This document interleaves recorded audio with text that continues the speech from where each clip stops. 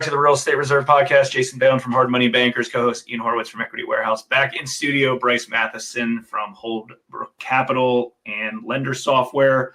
Definitely looking for having a great conversation here with Bryce. We're talking about the deal that changed his life. So if you didn't listen to the episode that we did with Bryce a few weeks ago, definitely check that out. It was awesome. We talked about how he got into real estate investing, how he got into private lending, how he got into building softwares.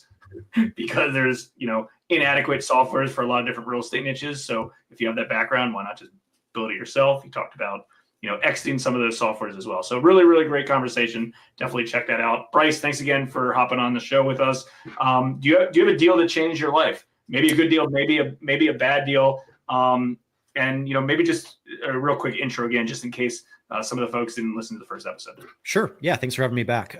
Bryce Matheson, real estate investor, software junkie, IT nerd, caffeine connoisseur, white monster, the nectar of the gods. I'm sorry, Ian. This is, so I can't help myself. I love it. No. So, this is, I'm excited for this. This was like the deal of the century for me. It was really, it was really transformational, basically, because it was earlier in our journey, but also it was pretty fun because it was a complete tear down, scrape, ground up construction, and the numbers worked out just beautifully. So I can jump into that now, or I don't know if you have. Let me share my screen because you sent me these earlier. Go ahead.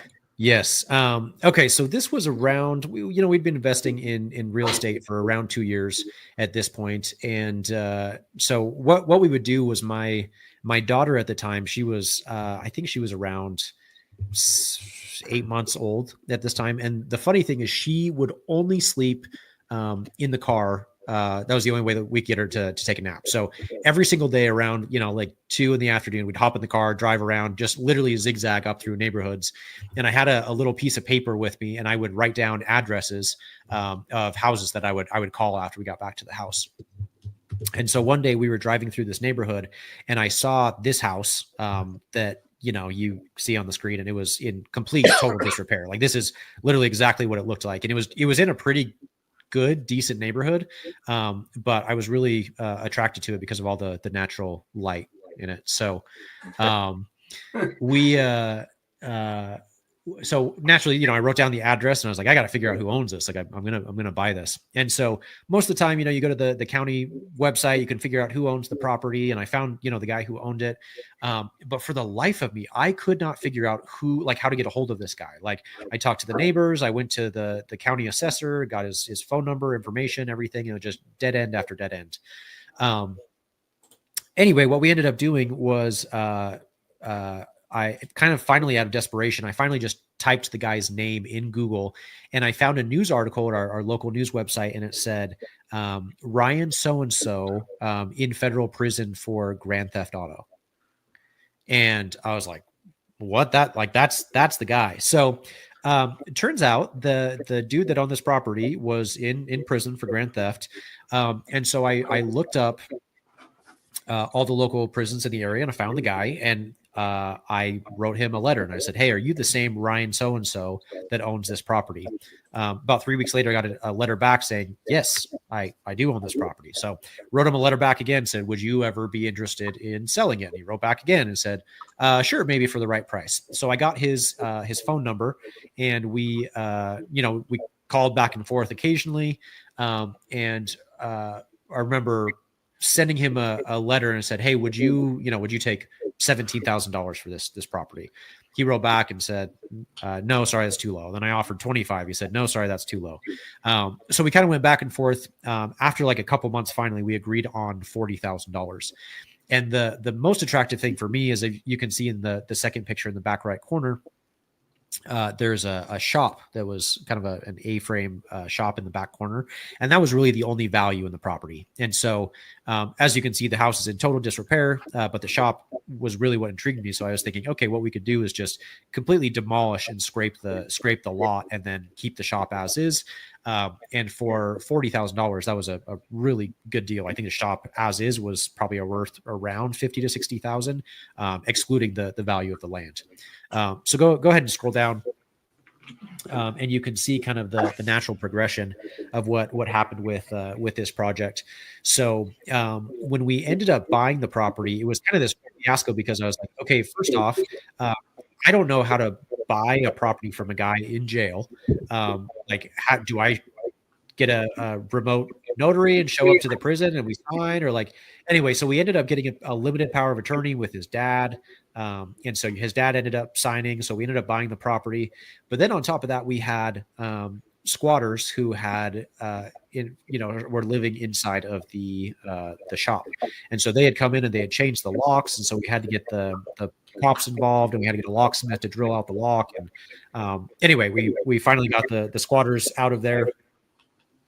And so then we ended up demolishing the property. We got a bulldozer and a crew to come in and scrape the house.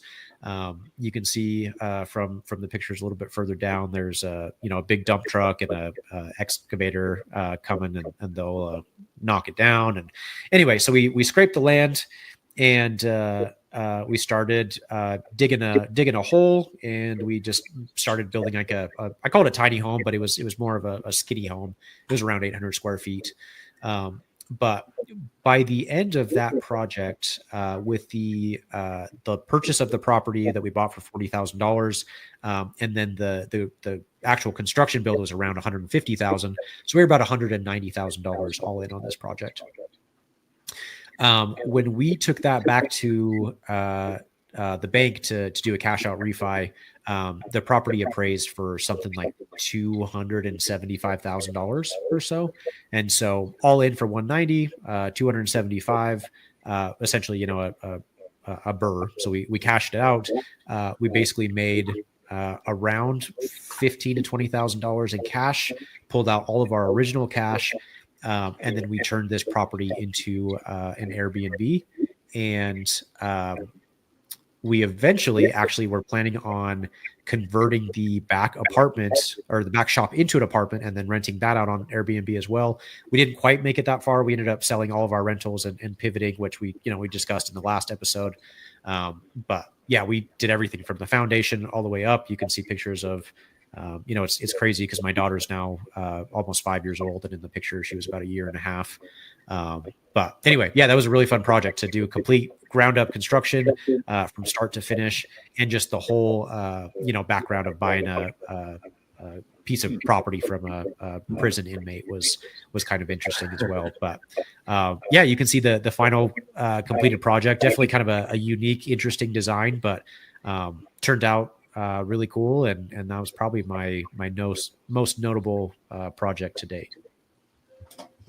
Yeah, it's really cool. You really turn a lemon into a lime, or whatever the saying is, but it looks really good. I mean, and to have the vision and the ability to do that, most people would get into something like that and say, screw this. Most people would say, oh, this guy's in jail, I'm not dealing with a criminal. I mean, the fact that you were able to push through that to even get the property and continue to communicate, your perseverance probably allowed you to get this deal that nobody else wanted to get.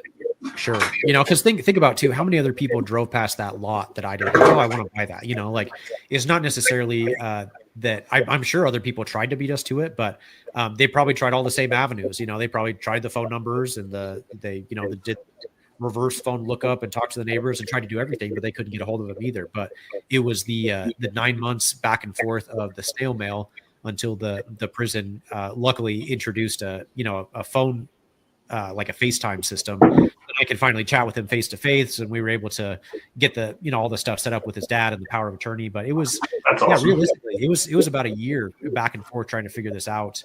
And then probably about another year for the scraping and the construction build and permits and all that kind of stuff. But it was a very fun project.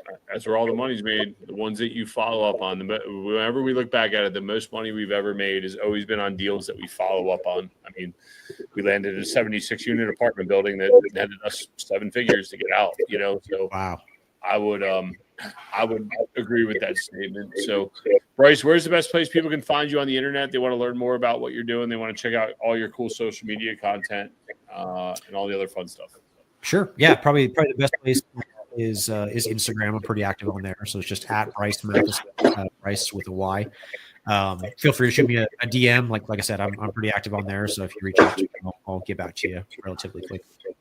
Nice. And guys, you didn't check out the other episode. We covered everything from the energy drink to software to getting into real estate a couple weeks ago, maybe a month ago now. Go back, check it out. It was a really in-depth conversation. Really enjoyed it. And if you guys got any value out of this, share the show.